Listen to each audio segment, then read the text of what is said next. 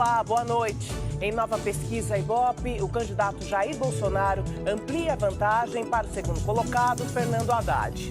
E o Jornal da Cultura tem muito mais.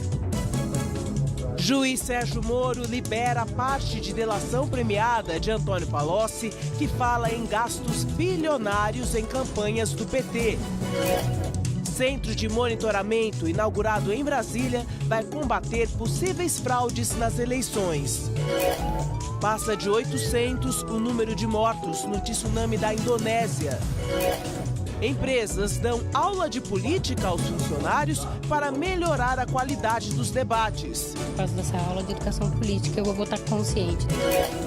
9 pessoas são presas em Minas Gerais, acusadas de desviar 27 milhões de reais de contas do PIS. Um dos ícones da música, o francês Charles Aznavour, morre aos 94 anos.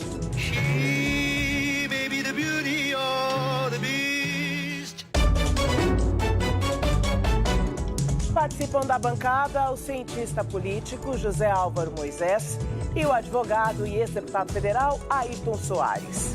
E você pode mandar perguntas e fazer comentários pelo Twitter na hashtag Jornal da Cultura. Reta final das eleições, é hora dos candidatos à presidência da República partirem para a busca dos votos que ainda restam, o dos eleitores indecisos.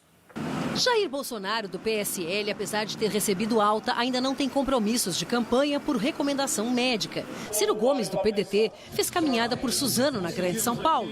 Henrique Meirelles, do PMDB, visitou o transporte público em São Paulo. Marina Silva, da Rede, cumpriu agenda em João Pessoa, Paraíba. João Amoedo, do Novo, caminhou pelo centro de Belo Horizonte. Geraldo Alckmin, do PSDB, conversou com eleitores no mercado público de Florianópolis. Fernando Haddad, do PT, fez campanha em Curitiba e visitou o ex-presidente Lula na sede da Polícia Federal. Também na capital paranaense, o juiz Sérgio Moro retirou o sigilo de parte da delação premiada de Antônio Palocci. O ex-ministro petista disse que as campanhas que elegeram Dilma Rousseff custaram mais de R$1 bilhão, muito acima dos valores declarados à Justiça Eleitoral, com a maior parte em dinheiro ilícito, e que havia um esquema de venda de medidas provisórias no Congresso durante os governos do Partido dos Trabalhadores. Em nota, a defesa do ex-presidente diz que a divulgação reforça o caráter político da prisão de Lula e que Palocci mentiu para obter benefícios. E isso tudo às vésperas da eleição. 6 dias nos separam do primeiro turno das eleições. É a reta final, a última chance do eleitor decidir em quem vai votar e dos candidatos conquistarem o voto dos indecisos. A contagem regressiva já começou. Não é à toa que o consultor em marketing político chama esse período de vale tudo. Isso quer dizer o seguinte, fazer uma boa leitura das pesquisas e saber aonde eles podem aproveitar as brechas que as pesquisas demonstram que ainda existe nos indecisos. Para o diretor do Instituto Brasilis, a maioria dos indecisos deve definir o voto sem fazer grandes análises. O eleitor médio está cuidando da sua vida, tem problemas no trabalho, tem problemas na família, levar crianças para o médico, enfim, a vida é muito atribulada. E ele pega uma outra informação e vai lá e decide. É assim que funciona. Para o diretor do Instituto Paraná, os candidatos vão reforçar o clima de vitória nas campanhas. Uma campanha vitoriosa nesta última semana, ela tende a ser mais calma, tocar mais música, mostrar gente abraçando pessoas, o candidato junto à população, sem muitas agressões. Eu acho que nesse momento vale muito também o clima de vitória, passar essa tranquilidade, passar que o candidato está ganhando. Este cientista político não vê espaço para o chamado voto útil no primeiro turno. No eleitorado mal-humorado e frustrado, a racionalidade não conta muito. Então as pessoas estão votando mais por impulso do que por razão. Nesse contexto, eu acho que a força do voto útil, que é o voto racional, diminui. O juiz Sérgio Moro participou de um evento agora à noite em Curitiba e não quis comentar a decisão. Disse que os motivos estão nos despachos que tornam públicos os trechos da delação. Moro disse que a medida permite a ampla defesa dos acusados e que não vislumbra risco de exploração política do processo. Boa noite, Zé Álvaro Moisés. Boa noite, Ayrton Soares. Bom, primeiro, quero saber como vocês interpretam, né, essas denúncias baseadas na delação do Palocci neste momento da corrida eleitoral. Moisés, você... Olha, essas denúncias não são novas. Na verdade, o Palocci já tinha falado muita coisa sobre isso há bastante tempo, inclusive nesses depoimentos prestados ao juiz Sérgio Moro, né? O problema é a divulgação agora, se isso tem fins políticos ou não. Eu parto da seguinte premissa: o que é da justiça, o que é processo, o que é investigação, tem que vir à tona em qualquer época. Por exemplo, está havendo uma série de denúncias de alguns dirigentes, de alguns importantes próceres do PSDB. Deveria se evitar porque é eleição? É a mesma questão. Do mesmo modo, eu diria, se o Palocci está dando informações, por exemplo, de uma coisa extraordinariamente importante, de que houve gastos muito superiores àquilo que foi declarado na campanha de 2014, isso me faz lembrar que o Tribunal Superior Eleitoral examinou essas contas e por 4-3 votos, na verdade, abonou as contas, e quando o relator tinha feito um relatório extremamente cuidadoso, mostrando que tinha uma grande chance de ter havido problemas. Agora, a denúncia do Palocci indica que houve problemas. Então, será que a nação não poderia conhecer isso?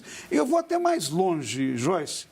Na hora de você votar, não é extraordinariamente importante que você tenha informação crítica sobre os diferentes atores que estão em cena para fazer uma escolha? Eu, nesse sentido, não concordo com um colega meu que diz que não há racionalidade. Pelo contrário, acho que cada vez mais os eleitores estão buscando informações, de alguma maneira querendo se informar e, num certo sentido, evitando só o voto emocional. Acho que nesta última semana isso é muito importante. E você, Ayrton, como você vê? Eu tenho aqui à minha frente um grande amigo, e eu respeito muito, meu cientista político mais próximo. Mas há muito tempo estamos juntos. Mas eu ouso divergir de você agora, no que diz respeito ao momento da divulgação. Porque uma delação premiada, ela só é convalidada depois que ela é acompanhada de provas. Provas estas que não foram apresentadas. Você tem simplesmente a palavra de um delator que, sabidamente, há mais de ano que está preso, está procurando uma maneira... Posso te interromper só um minuto? Sim, claro. Para colocar uma mensagem do Demirval Silva pelo Twitter, que diz exatamente isso que você está falando. Ayrton, essa delação do Palocci que vem à tona há 6 dias das eleições, não é a que foi rejeitada pelo Ministério Público por falta de provas? Ele pergunta. Que você estava falando. Obrigado aí ao nosso telespectador. Mas a verdade, Zé, é que a delação, quando é feita, essa é claramente aquele que está fazendo, quer saber como é que ele vai sair da cadeia. Então, na justiça criminal normal, é a delação do corréu. Eu entrego você e recebo um benefício e vou ficar solto para receber uma pena menor. Esse, para mim, um delator, me lembra Joaquim Silvério dos Reis, sabe? O cara que delata, tendo participado do suposto crime que delatou. Tendo participado. Com isso, ele recebe o benefício da lei. Existe lei para isso, ele recebe.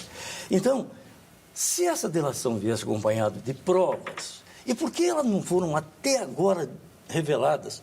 Porque o juiz Sérgio Moro e o Ministério Público que o acompanhava àquela altura entendeu que não havia provas suficientes para que pudesse ser levado a sério relator. Por isso ele continua preso. Aí houve uma modificação. A Polícia Federal passou a ser investida na condição de também interpelar o delator no inquérito. Antes, então, era só o Ministério Público. Agora, isso vem da Polícia Federal. Então, eu gostaria muito que o doutor Palocci, vamos lembrar, desde lá de Ribeirão Preto, é acusado de corrupção. Né? Passou pelo PT, comprou um apartamento de 6 milhões de reais. Né? Então, é um dos que mais mergulhou na corrupção. Esteja ele envolvido com quem quer que seja. Ele vem agora e diz isso. A cautela que eu acho que devia ter o juiz adotado era de revelar também que dessa vez o Palocci fez a delação e encontrou-se vestígios, provas, indícios de que ele estava falando a verdade. Senão fica uma delação de quem está querendo sair da cadeia. Vamos lembrar o processo Satyagraha, que acabou sendo absolvido o banqueiro. Por quê? Porque o Supremo entendeu que a delação feita, o delegado que fez tudo isso, hoje está exilado, foi afastado da polícia, elegeu deputado até pela delação, pelo processo que montou contra na Satyagraha. Então, eu acho, delação premiada, delação que não é acompanhada de provas, tem que aguardar para chegar a sua conclusão. Mas nós temos certeza que não estão acompanhados de prova? Foram reveladas? Não, veja, Ayrton, isso é um processo e está em andamento há muito tempo. Boa parte dessa delação já tinha sido feita antes, já tinha aparecido como explicações. Mas por que não foram aceitas? Nem o PT conseguiu explicar. Não. Agora, veja bem, você menciona uma coisa que sim, acho que eu tenho conhecimento, os telespectadores também. Não é apenas o Ministério Público agora que faz as investigações e a delação final, o acordo, mas é a Polícia Federal. Será que a Polícia Federal faz isso a instituição faz isso sem ter nenhuma prova? Eu diria, nesse caso, então, nós deveríamos ter o mesmo combate e dizer, não poderia ter havido a prisão do Richa, agora alguns dias atrás, não poderia ter havido as denúncias em relação ao Marconi em Goiás. Quer dizer, eu me coloco numa posição que não é partidária, nem ao PT, nem ao PSDB, nem a nenhum partido, mas é de que a justiça tem que, de alguma maneira, assegurar condições de informação para o conjunto da sociedade. Eu discordo. A justiça só pode se manifestar quando o processo estiver terminado. Que ele tiver uma sentença definitiva que possa dizer, você é acusado, estão aqui as provas. Eu não pego pegar um delator. Eu aqui nesse programa falei, quando apareceu a denúncia contra o Alckmin, falei, mas o que é isso agora? Porque agora faz 2 anos e meio estão investigando. Não só contra o Alckmin, contra os outros também. Você entendeu? É a oportunidade de fazê-lo. Não que isso deve ser escondido, que não deve ter conhecimento, mas o processo tem que preservar o rigor que a prova, que se exige de uma prova. Mas eu não quero dizer com isso que a denúncia do Palocci é certa. Ele é um delator. Então, o telespectador vai ter esse cara delator porque quer sair da cadeia. Vou acreditar na delação dele? Agora, se vai ver a informação que o juízo divulga, esse cara delatou porque está aqui a prova. Então, ele está delatando coisa que nós verificamos. E por que o Ministério Público não prosseguiu e não mandou liberar o Palocci? Só agora, depois que a Polícia Federal entrou... Isso precisa ser perguntado para o Ministério Público, eu não saberia responder. Não, mas eu não estou perguntando para vocês, eu estou dizendo o seguinte, ele não soltou, não concordou com o benefício para o Palocci, porque não viu que havia naquelas denúncias provas suficientes para incriminar. Em todo caso, Ayrton, os depoimentos que levam à delação são depoimentos públicos, e a opinião pública tem direito de saber, de conhecer os depoimentos. Mas quando você coloca em rede nacional, expõe a imprensa toda, na véspera da eleição, isso levanta, a meu ver, até a suspeição do juízo. Chego a dizer isso. Bom, o Ibope divulgou agora há pouco uma nova pesquisa com a intenção de voto para presidente. O candidato do PSL, Jair Bolsonaro, subiu 3 pontos percentuais e continua na frente com 31%. Fernando Haddad, do PT, aparece em segundo lugar com 21%. No levantamento do último dia 24 de setembro, Jair Bolsonaro estava com 28%. No de hoje, subiu para 31%. Fernando Haddad tinha 22% e agora tem 21%. Ciro Gomes aparece com 11% nas 2 últimas pesquisas. Geraldo Alckmin tinha 8% e manteve 8%. Marina Silva estava com 5% e agora aparece com 4%. João Amoedo tem 3%. Álvaro Dias e Henrique Meirelles têm 2%. Cabo Daciolo tem 1%. Guilherme Boulos, Vera Lúcia, João Goulart Filho e Emael não pontuaram. Brancos e nulos somavam 14% e agora são 12%. Não sabiam ou não responderam, eram 7% e agora são 5%. O Ibope ouviu 3.010 pessoas em 208 municípios entre os dias 25 de setembro e 1º de outubro. A margem de erro é de 2 pontos percentuais para mais ou para menos. Uma semana para as eleições, então como vocês avaliam, né, esses números mais recentes e ainda acreditam mesmo na possibilidade de alguma mudança mais significativa há poucos dias? Bom, essa é a pergunta de $1 milhão, né? Na verdade, se pode haver mudança nesse período, nesses últimos dias. Em algumas experiências que ocorreram no Brasil, houve mudanças nos últimos dias. Então, eu diria que isso não está inteiramente fora da possibilidade. Agora, o candidato Jair Bolsonaro está se consolidando na frente, né, em relação aos demais candidatos, e essa última pesquisa como nós vimos do Ibope, mostra que ele teve um crescimento. Não é? Aparentemente, o Fernando Haddad teve 1 ponto a menos, mas isso está dentro da margem de erro. E os outros mantiveram os mesmos índices que já tinham aparecido. Quer dizer, é provável que até agora isso reflita a tendência do período anterior. Eu diria que se houver uma possibilidade de mudança, alguns movimentos de mudança que se sentiram com manifestações que ocorreram no último fim de semana, nos 2 sentidos, seja para contestar o candidato Jair Bolsonaro, seja para defendê-lo, não é? Ou a favor ou contra o PT, se isso levar a movimentos, não é? Esses movimentos só vão aparecer nessa semana.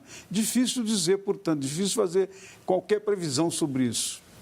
Ayrton. Eu acho que só um fato extraordinário que ocorra ou do lado do Bolsonaro ou do lado do Haddad pode reverter esse quadro, onde os dois caminham para o segundo turno. Até estou curioso para saber qual foi o resultado da pesquisa com relação ao segundo turno. Vamos mostrar daqui a pouco. Pois é.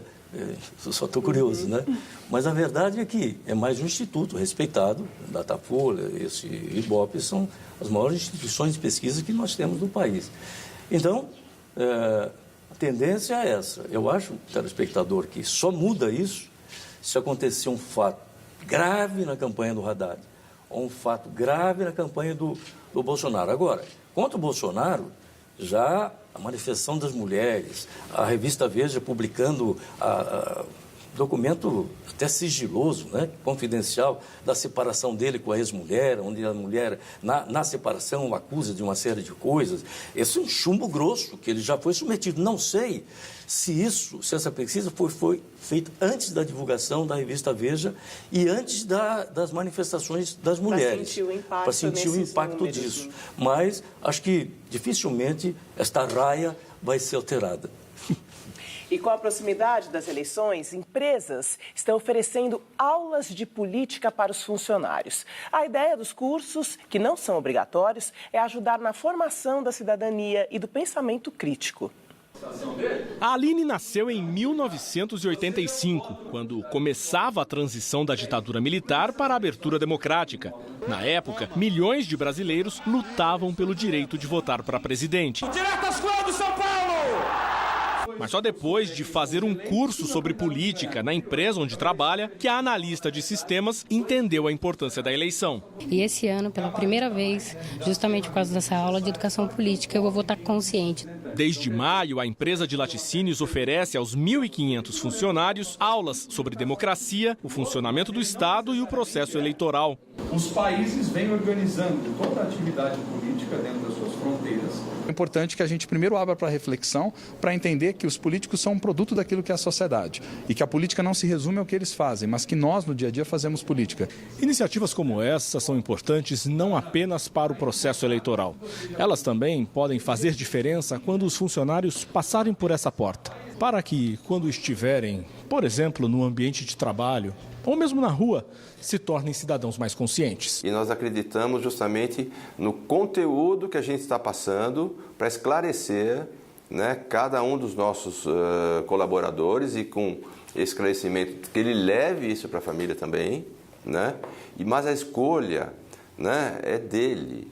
Esta empresa de brinquedos na Grande São Paulo também escolheu a política como tema de um evento para os funcionários. A ideia do projeto foi exatamente isso. Vamos primeiro discutir por que é importante votar, né? Por que a democracia é importante e por que é tão importante nesse momento do país, né? Que vive uma polarização muito grande. O Márcio ainda não decidiu em quem vai votar no domingo, mas aprendeu na palestra que a política faz parte da vida. Com isso eu venho analisando as propostas de cada um. E isso estou começando a formar uma opinião agora para a próxima eleição, a gente dar o voto da pessoa certa. Você sente aí que as pessoas estão mais interessadas em política? E como que você vê a iniciativa de empresas como essa que nós mostramos? Olha, eu acho a iniciativa muito saudável. Isso me lembrou um pouco o que o Jornal da Cultura faz. Quando o Jornal da Cultura promove debate de opiniões sobre determinado assunto, né? Eu encontro pelas ruas as pessoas que me dizem, puxa, eu assisto o Jornal da Cultura, é algum assunto que eu não entendia, depois de ouvir outra parte, eu cheguei a uma conclusão, pelo menos estou entendendo melhor, porque eu vi um contraditório ali positivo. Se essas empresas mantiverem, primeiro, tem que ter a isenção do proprietário. O proprietário não pode apresentar qual é a sua posição política, não é? Senão fica uma coisa dirigida para um lado ou para o outro. Então, com a isenção do empregador, eu acho que é um fato muito positivo. Eu ouvi um depoimento de um operário lá, parece que é um operário, dizendo, olha, eu estou abrindo minha cabeça. E é isso mesmo. O nosso erro foi não ter feito mais discussões políticas depois que caiu a ditadura. Não ter conscientizado a população de qual era a vantagem de um regime democrático. Hoje as pessoas esquecem, estava conversando com o Zé Álvaro agora, as pessoas mais jovens não têm noção do que foi a ditadura, o malefício que trouxe para o país, não é? Porque nós temos culpa nisso. Nós nos envolvemos num degladio. Tenho gente no PSDB, gente no PT, gente no PDT, que estavam todos juntos na luta contra a ditadura. De repente, o poder fez com que todos fossem para um confronto e deixamos de mostrar qual tinha sido o passado que foi herdado. Né? Isso foi uma coisa imperdoável e nós estamos na situação de hoje de ver um capitão do Exército empolgando as massas, não é? O capitão reformado do Exército empolgando as massas, não por ser capitão, mas nós fomos reprimidos por generais que tomavam decisões. Agora nós temos um capitão disputando a eleição. Por quê? Porque não houve uma conscientização de fato, e um defensor do regime militar, uma conscientização de fato do que foi a ditadura militar para o país. Como você vê, Moisés? Olha, eu acho que tem várias questões nisso. Eu concordo com o Ayrton. Essa é uma iniciativa muito positiva, tem que ser apoiada, tem que ser elogiada. Agora, há algumas questões que são importantes, não é? Em grande parte, o desconhecimento que a população tem sobre o funcionamento da política decorre também dos desníveis de escolaridade que nós temos no Brasil. Os desníveis são muito grandes, tem muita desigualdade, as pessoas têm muito pouco acesso à informação, não é? Em primeiro lugar, em ser formado, em segundo lugar, em entender o que está acontecendo.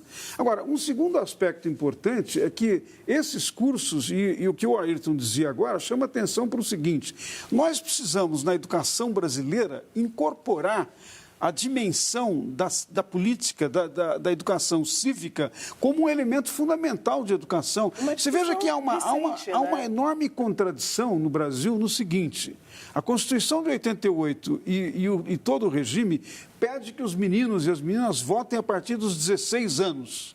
Mas ninguém explica para eles.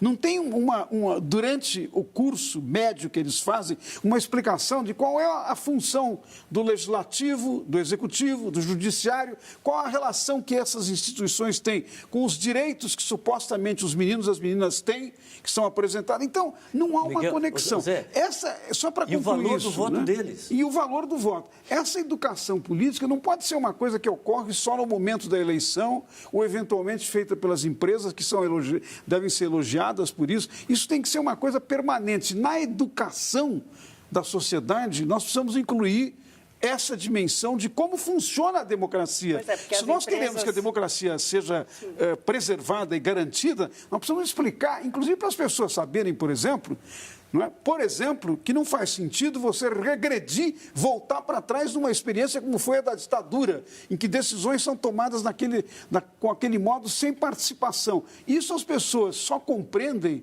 se elas tiverem a oportunidade de refletir, de ter informação e, de alguma maneira, Joyce, ver a relação do funcionamento da política, da importância da política com a sua própria vida. Que é o que Então, nós temos um vazio no Brasil que, em grande parte, deriva dessa omissão, dessa ausência. O Ayrton chamou atenção para uma coisa importante. Nós podemos ter divergido numa coisa, mas nós concordamos nessa. Não é? Esses cursos têm que ser dados numa perspectiva de pluralidade, de diversidade. Não pode ser, na empresa A, na empresa B, uma concepção única, ou do empresário, ou mesmo só do professor. Tem que aparecer, de alguma maneira, a diversidade, para que aqueles que não estão tendo informação, como é o caso de uma das jovens, da Aline, que diz que agora ela sabe a importância de votar, tem que ter a oportunidade de ver de uma maneira plural o modo como as pessoas pensam a democracia e pensam a própria política. Né? Tem que fazer como o Jornal da Cultura faz. Traz duas posições no mínimo. Todos os pontos. Como hoje. Como hoje. 10 professores foram homenageados agora à noite em São Paulo e receberam o título de Educador Nota 10 por desenvolverem métodos criativos de aprendizado. Imagine aprender português usando as obras de Guimarães Rosa. O autor fosse um texto refinado. E a professora Ana Cláudia criou uma fórmula para despertar o interesse de alunos do ensino médio no interior de Minas Gerais. Para chegar até meus alunos, eu queria alcançar, na verdade, a alma deles, né? Eu procurei trazer isso para a realidade de cada um. Como que cada um é capaz de se reconhecer dentro de uma obra rosiana. Ela é uma das 10 vencedoras do Prêmio Educador Nota 10, uma homenagem feita a professores que desenvolveram atividades pedagógicas no local de trabalho. A Ivonete mostrou que a matemática está presente no dia a dia. Os alunos do 8º ano de uma escola municipal no Mato Grosso do Sul perceberam isso quando pesquisaram sobre profissões. Quando nós colocamos os alunos como protagonistas, eu estou trazendo para a sala de aula a participação dele. O que importa são os caminhos que ele buscou para chegar nesse resultado. O prêmio foi criado há 20 anos e reconhece o trabalho de professores do ensino infantil ao ensino médio. Este ano, foram 4.000 projetos inscritos e avaliados por uma comissão de especialistas. A iniciativa é realizada pelas fundações Victor Tivita e Roberto Marinho. Presente no evento, o ministro da Educação, Rocieli Soares, acredita que projetos como esses estimulam os professores a se reinventarem. Cada vez que nós vemos o sucesso de professores como este, a gente enxerga um caminho para a educação. A base nacional comum é onde a gente quer chegar, mas não é o caminho. O caminho vai passar pela mão de um bom professor que precisa ter a oportunidade de trabalhar com seus alunos com liberdade, com as condições mínimas asseguradas, porque ele consegue aí transformar, fazer projeto incrível que transforme lá na prática, na sala de aula. E veja a seguir as simulações do segundo turno da nova pesquisa Ibope. E ainda a Polícia Federal instala centro de monitoramento das eleições. Aguarde que nós voltamos já.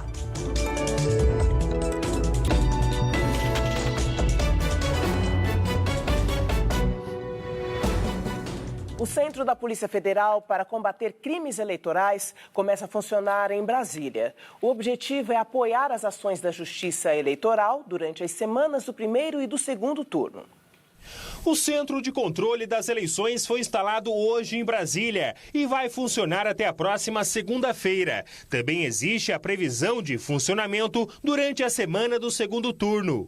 O objetivo é monitorar as denúncias de crime eleitoral e agilizar as investigações por meio do compartilhamento de informações em tempo real entre os 15 órgãos envolvidos, como o Tribunal Superior Eleitoral e a Receita Federal.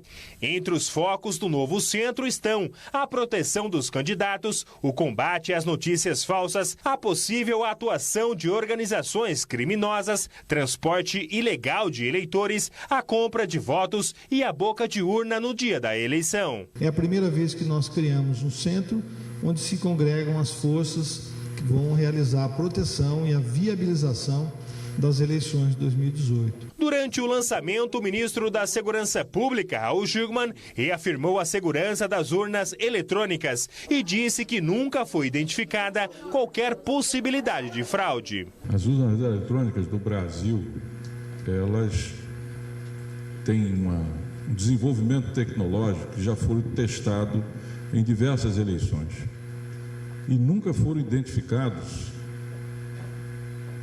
problemas de falsificação, de hackeamento ou, o que é mais importante, de falsificação da vontade dos eleitores. Outro assunto que movimentou Brasília nesta segunda-feira foi o plano que seria anunciado pelo Ministério do Planejamento para orientar os primeiros 100 dias do novo governo. Tratam-se de sugestões ao presidente eleito. A área jurídica do Ministério decidiu adiar a apresentação detalhada para depois das eleições. Segundo o jornal O Estado de São Paulo, são 36 pontos da pauta econômica ligada ao orçamento do governo. Entre as sugestões, um novo formato para o programa Minha Casa Minha Vida, endurecimento das regras do seguro-desemprego, reformulação do Simples, regime tributário simplificado para pequenas empresas, revisão do piso do magistério, que hoje permite reajustes superiores à inflação, e adiamento para 2020, o reajuste salarial dos servidores. O mínimo que se pode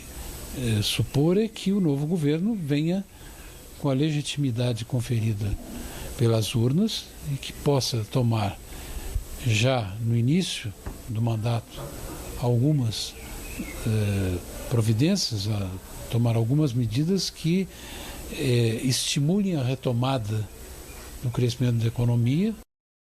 Moisés, é importante a formação de um centro que possa garantir toda a segurança do processo eleitoral, uma investigação rápida em caso de alguma irregularidade? Não, eu acho que essa iniciativa da Polícia Federal é muito necessária, muito oportuna, digamos que, para ser claro, fazia falta isso, né, que você possa ter um acompanhamento no processo que evite que crimes ou quaisquer tipo de interferências que são ilegais possam ocorrer, né? Eu acho que isso talvez significa que a inteligência da Polícia Federal vai, de alguma maneira, inovar nessa direção. É a primeira vez que se faz isso no Brasil, eu não tinha notícia disso antes, e nós precisamos ver como é que vai funcionar. Ainda não sabemos, né? Porque é uma experiência nova, mas eu acho que a iniciativa em si mesma é muito, muito oportuna. Pois é, eu também estou com essa dúvida, porque toda a minha experiência política como candidato, como deputado e também como cidadão, foi ver o juiz eleitoral da área responsável pela licitude da eleição. E os tribunais, acima deles, em grau de recurso, apurando eventuais infrações. E os juízes ocorrem na área que atua da polícia que está à sua disposição, que é da comarca onde tem ele a jurisdição. Quando a Polícia Federal está dizendo que vai fazer, eu espero que seja um mecanismo que não confronte com esse poder do juiz eleitoral, que tem de ele ser responsável pelas investigações. Porque a Polícia Federal vai atuar, parabéns. Eu acho que ela tem toda a competência para fazer um bom trabalho. Para evitar determinadas fraudes, fake news, isso tudo, está bem, tudo é. Agora, do processo eleitoral propriamente dito, eu não vejo como eles podem atuar. Eles não vão ficar fiscalizando se o eleitor está distribuindo santinhos. Isso, não tem quadros para isso para o Brasil inteiro, não é possível. Não é? A Polícia Federal, infelizmente, não tem quadro para isso. Gostaria até que tivesse. Mas eu tenho minha dúvida. Eu acho que se eles ficarem no mecanismo que lhes compete, de planejamento, de investigação, de informação, para evitar que aconteça algo que possa ser a interferência. Por exemplo, temos um bairro que tem um quadrilheiro lá que está querendo orientar os eleitores a votar no candidato, tal como no caso das milícias fazem no Rio de Janeiro. Se a Polícia Federal tem informações, ela pode ter as informações, e aí sim, é nesse caso que eu vejo. Hoje nós estamos discordando, né? Eu vou dizer, nesse caso, veja bem, eles estão dizendo algumas coisas que faz todo sentido, que o juiz não tem como fazer. Por exemplo, a possível atuação do crime organizado, de organizações criminosas, né?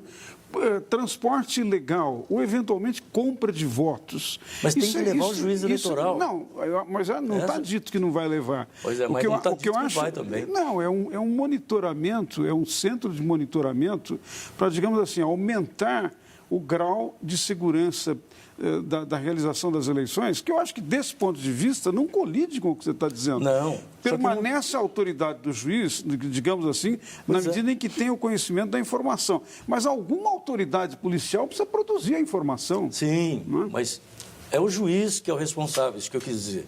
O juiz eleitoral é responsável pelos acontecimentos que decorrem da eleição. Bom. E a Polícia Federal é outra esfera, não é? Então, eu não entendi ainda qual é o mecanismo de subordinação que pode haver ao juízo eleitoral. Em Minas Gerais, 9 pessoas foram presas suspeitas de fraude no PIS. 2 investigados não foram encontrados. As fraudes ocorreram no Fundo de Amparo ao Trabalhador por meio de saques do PIS. A quadrilha usava dados de mais de 100 empresas e vínculos empregatícios de trabalhadores que já morreram para sacar o benefício. Mais de 2.300 cartões do trabalhador e RGs falsos foram apreendidos. 27 milhões de reais foram desviados no esquema. A Justiça decretou bloqueio imediato de mais de 10 mil números do PIS. Começou hoje o Outubro Rosa, mês dedicado para a conscientização e prevenção do câncer de mama. Diversas ações vão chamar a atenção para a doença, a mais comum entre as mulheres. O Instituto Nacional do Câncer prevê que mais de 60 mil pessoas sejam diagnosticadas com a doença este ano no Brasil. O presidente americano Donald Trump criticou hoje as relações comerciais dos Estados Unidos com o Brasil.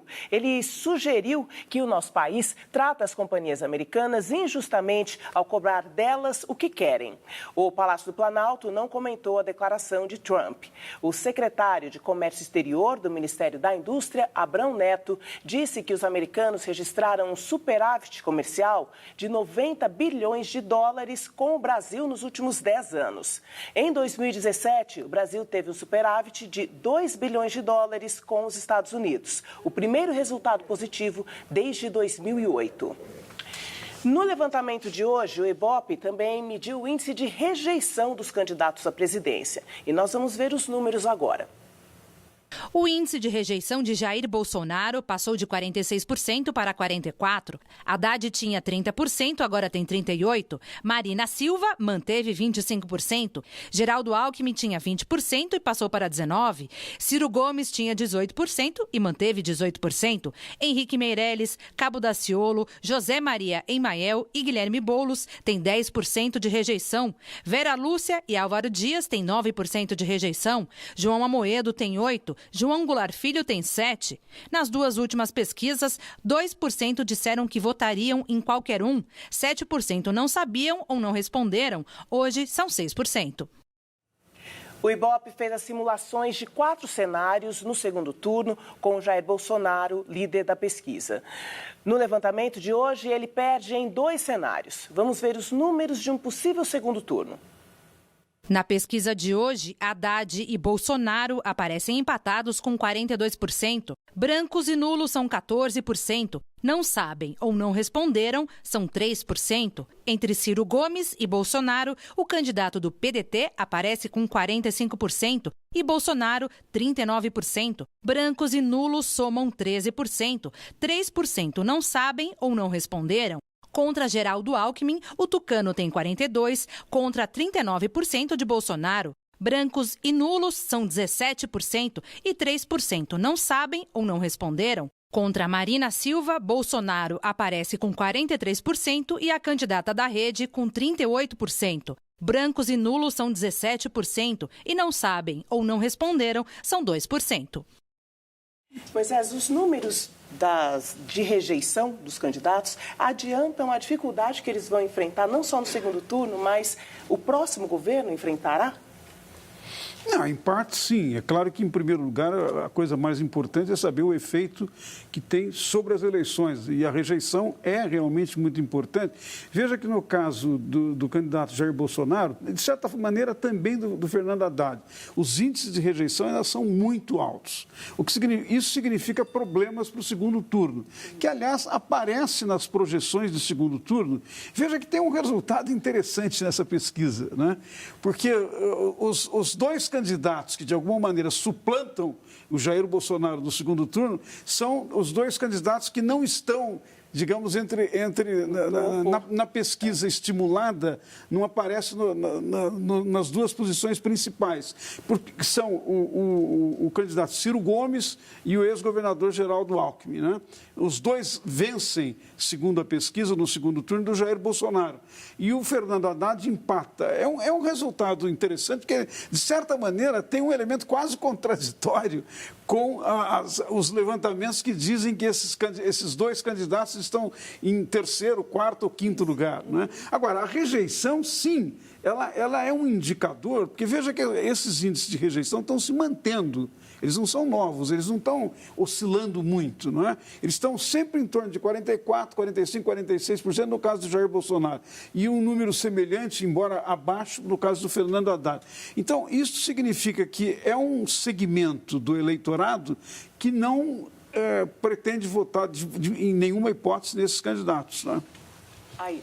E esses que aparecem com baixo índice de rejeição também talvez sejam pouco conhecidos também, né? Pode ser. Não é verdade? Pode ser. Porque quem conhece o Amoedo, o Boulos, compara a projeção dos dois diante da projeção do Haddad, do Bolsonaro, do Alckmin.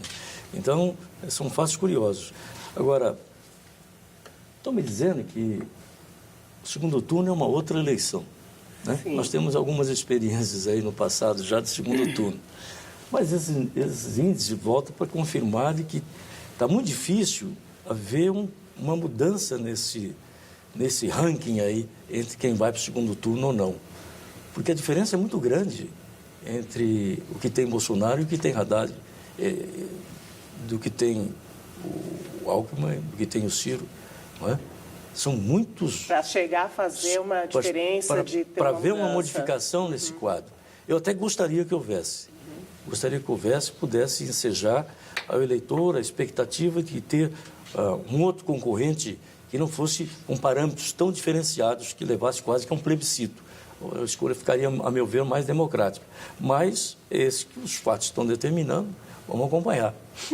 E em instantes, passa de 800 o número de mortos no terremoto do tsunami na Indonésia. São os nossos próximos assuntos, não saia daí.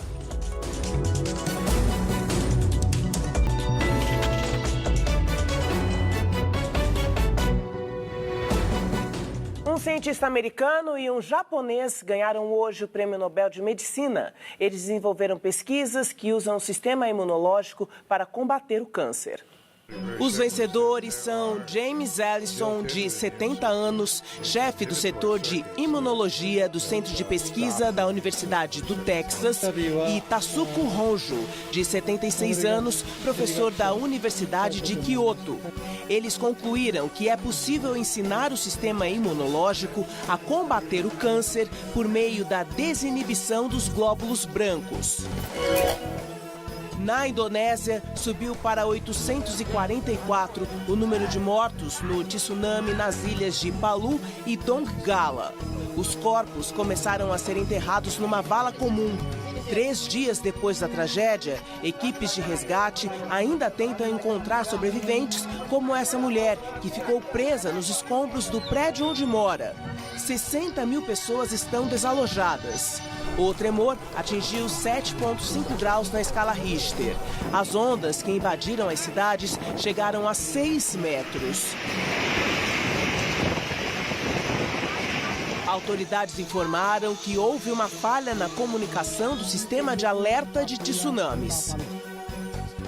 Sobre os assuntos internacionais, qual se destaca? Eu acho que eu quero destacar a questão do combate ao câncer, né?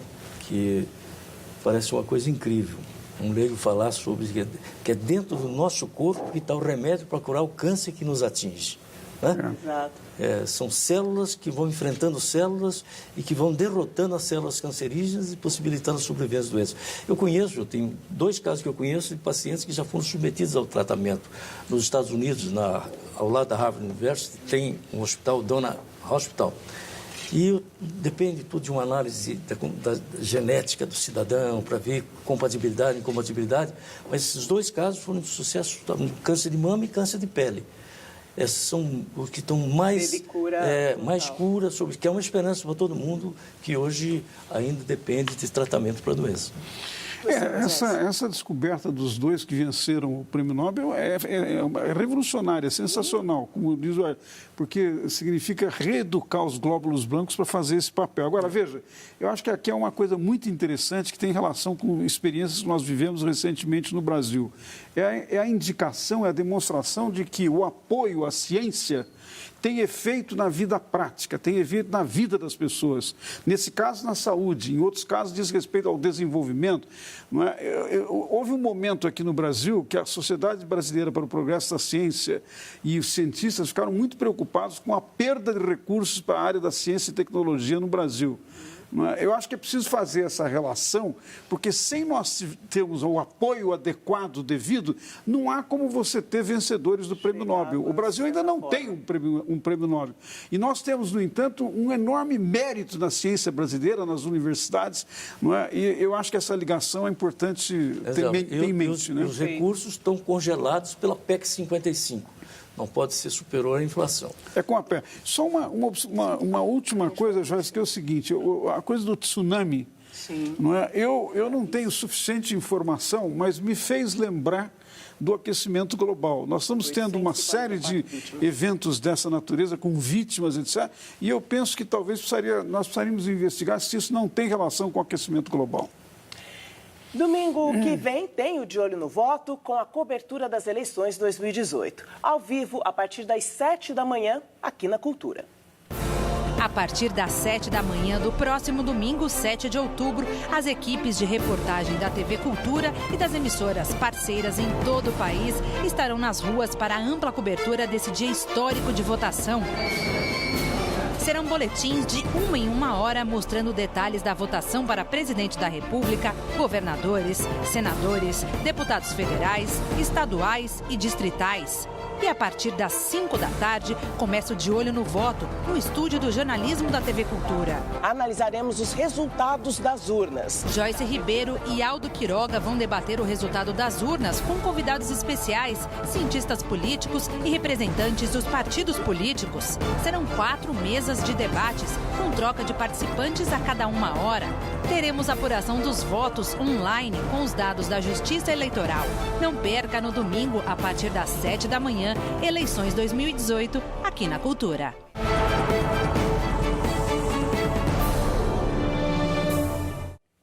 E hoje, logo após o Jornal da Cultura, tem o Roda Viva.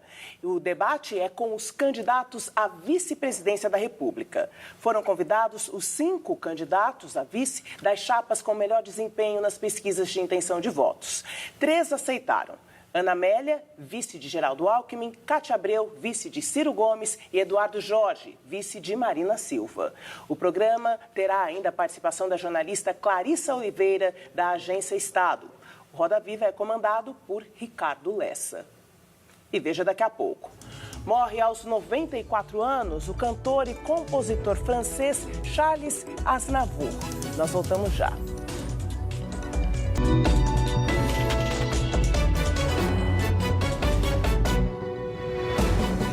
O presidente do Supremo Tribunal Federal, Dias Toffoli, disse hoje que prefere chamar a ditadura militar, que durou 21 anos no Brasil, de movimento de 1964. De acordo com ele, a esquerda e a direita conservadora daquele período tiveram a conveniência de não assumir seus erros que antecederam a 1964, passando a atribuir os problemas aos militares. O discurso foi feito durante seminários sobre os 30 anos da Constituição de 1988. E os fãs da música começaram a semana mais tristes. Morreu hoje no sul da França, aos 94 anos, o cantor Charles Aznavour. A causa da morte não foi divulgada. Aznavour tinha acabado de voltar de uma turnê internacional e se preparava para um show em Paris, cidade onde nasceu.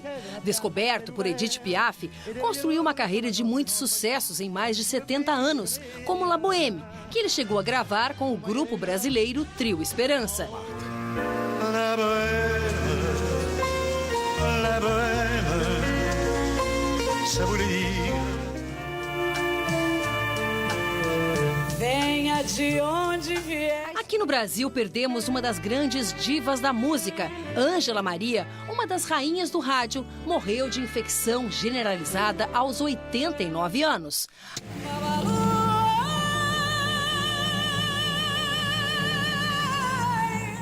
A cantora gravou mais de 100 discos na carreira.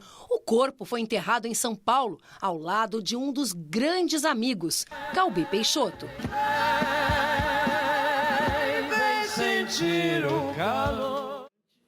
Muito obrigada, Zé Álvaro Moisés. Muito obrigada, Ayrton Soares. Boa noite. Até a próxima. E nós terminamos essa edição com mais imagens de Ângela Maria.